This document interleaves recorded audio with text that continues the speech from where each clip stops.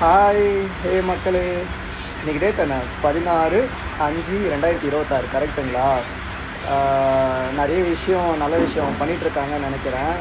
Of course வந்து மக்களுக்கும் இது தெரியும்னு நினைக்கிறேன்.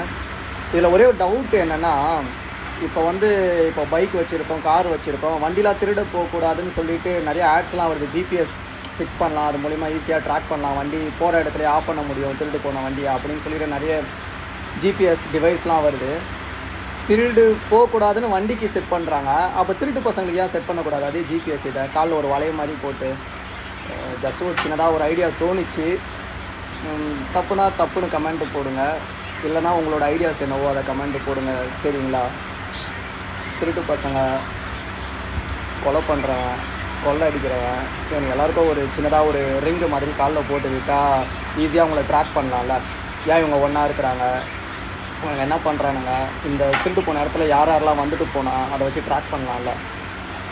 கரெக்டாக தப்பா நான் சொல்கிறது? தெரில. சரி, பாய் பாய்.